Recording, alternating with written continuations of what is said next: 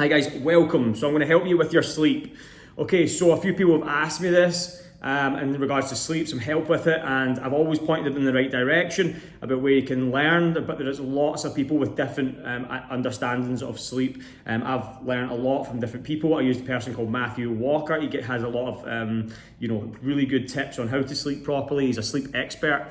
But there's also other people who have really good understanding of sleep, and they'll help as well. So I've basically learned over the years. I used to struggle with sleep a lot. Couldn't get to sleep. I used to wake up in the night, these things. So I'm going to give you some good tips here to follow through. So make sure you take notes on this. Don't just watch it and then it just ends up being where you just think about it. Like, what was that again? Write it down so you have a list to follow. Once you implement these things, you don't have to think about them. It comes naturally.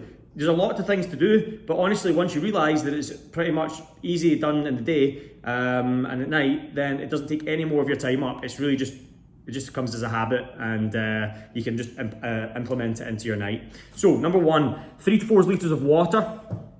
You have to drink 3 or 4 litres of water a day. Obviously, if you're really a lot smaller, then okay, it can be a little bit less. If you're bigger, a little bit more. But you need to make sure you're hydrated in the day, not before bed. Okay? You make sure you're really hydrated. Drink a lot of your water in the morning. Hydrate in the morning is your main focus. And then at about 8 p.m, or about 2 hours before bed, depending on when you go to sleep, I would then focus on stopping drinking water. So to completely stop drinking water. You'll probably go to the bathroom 2 times or something before bed, and that will help you have a deeper sleep where you won't wake up for a pee in the night and it just completely interrupts your sleep. So that's number one. Number 2 is direct sun.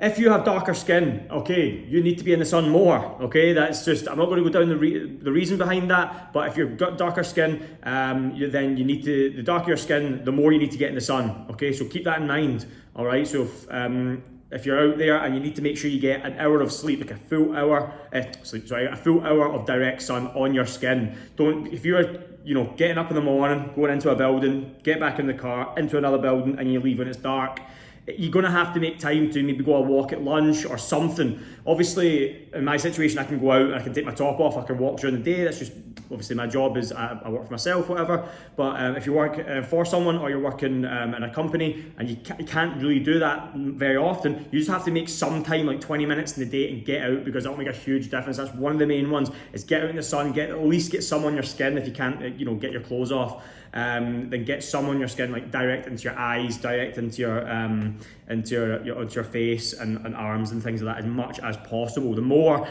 you get, the better your sleep. So keep that in mind. That's number 2. Number 3 is breathe through your nose all day. Always breathe through your nose anyway, all day. So that makes sure that you do. But also, obviously, when you go to your bed, make sure you breathe through your nose only. Close your mouth. Don't breathe through your mouth, because then you end up getting dry mouth, and then what will happen is you'll get into a situation where you wake up in the night for water, and then that cycle happens. You have to go to the bathroom, and your sleep is all over the place. And then people say, "Oh, I'm really thirsty in the night." It's because they're mouth breathers. They breathe through their mouth, where you shouldn't be doing that. You should breathe through your nose, and that will actually help a lot with snoring, etc. as well, and that'll give you a deeper sleep. So throughout the day, make sure you breathe through your nose, and especially in the evening, when you're in the evening before bed, and when you're just about to go to sleep, you should always be breathing through your nose regardless. Turn your phone off 30 to 60 minutes before bed. Do not look at your phone. Obviously, you want to turn it off. Just do not look at the screen. Set your alarm if it's on the phone. Put it upside down, listen to something if you need to, or listen to something, I don't know, on the, somewhere else. But do not look at your phone 30 to 60 minutes before bed. Probably even turning off the television and things, not sitting there stimulated watching the television with all the lights on. Turn all the lights out, set the phone upside down, and then sit in the living room. Don't sit in your bed and do that. Do not go to bed. Sit on the couch in the dark and listen to something. That will make you get sleepy and drowsy, and help your body get into the rhythm of sleep. Whereas a lot of people do is they sit on their phone in their bed and put the phone on the side table and then go, okay, I'm going to sleep now, and they just can't sleep. Obviously, you're not going to get away with sleep like that. It's ridiculous. So you need to get your phone, you need to do that properly. Get your phone, 30 to 60 minutes, turn it upside down, put Spotify or some Audible on or something, put it upside down, and then do not look at the screen, and just lie on the couch and just chill and relax, all right? And turn the bloody television off and stop getting yourself so stimulant. Like people watching something on Netflix are so stimulated. Turn it off and then go to sleep. You're not going to get to sleep. Okay, next one, step count. Your step count needs to be at the right point. I hope you're taking notes on this, by the way. Make sure you be taking notes, or you're not going to remember all this. And as I said, it'll easily implemented. Once you do it a few times, you don't have to, you'll just remember everything. It's easy, it's quick. As I said, next one, step count. So you make sure your step count, I always give 12 to 15,000 a day. That's a basic human movement, to be honest. If you're not doing that, then you're just not moving. Regardless of fat loss, moving 12 to 15,000 steps is the absolute minimum. Obviously, these days people are so sedentary, sitting in the office all day, and then they think, I've done 7,000. They think they've done well. You're nowhere near, healthy. It's not even, regardless of fat loss, that's not even healthy. So you should be moving, even if you're not trying to lose fat. Steps are still a massive thing. Cold room. Make sure your room is really cold, as cold as you possibly can make it, within reason, obviously. But a really cold room is something that will make a big difference as well. That will help your body temperature. And when your body temperature is too high, you won't be able to get to sleep. A perfect example is you'll fall asleep much easier in a colder room than a hotter room. When you're warmer, you'll fall asleep. It'll be harder to fall asleep from when you're cold. You actually fall asleep when you're cold because that's more natural to do so. I won't go down the line of that, why, but anyway, that's all you need to know. So to do so, you would go in a hot shower before bed. Really hot shower.